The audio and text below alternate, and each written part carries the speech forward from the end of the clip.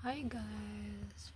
For video today, paano magka-cancel ng AdSense account.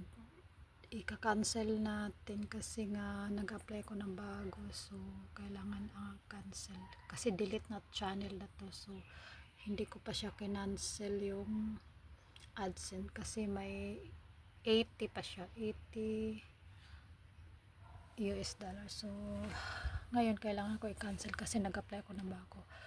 Una, i-click lang yung dito, yung profile natin, tapos may nakalagay dyan na my account. Pindutin ang my account, pindutin my account, tapos dito sa gilid pindutin ang itong payment subscription, tapos ganyan na ang lalabas. Tapos pagdating naman dito, ang pindutin dito manage payment method, tapos ganyan na ang lalabas. Tapos ang pindutin dito sa taas, pindutin ang settings,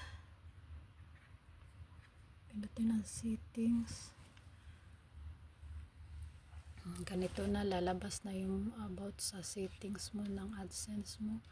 Tapos sa baba naman pindutin ang scroll down lang dito, close payment profile, pindutin lang yan siya, close payment profile. So i-close natin, tapos hihingi din ang password, ganun lang siya. So ilagay natin ang password,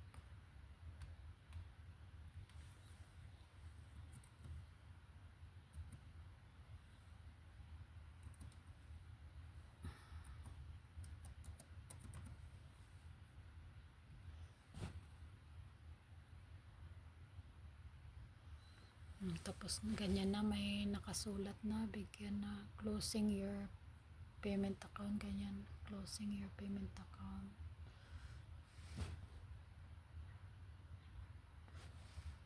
Ganyan, tapos i-scroll down lang, continue. Why are you closing? Tapos mamimili ka, bakit mo, I just found out that I don't want it, yung una lang pindutin natin. Tapos continue, close payment profile. Ayan na-close na siya guys. So may mag-message sila niyan. So na-close na natin. So thank you for watching.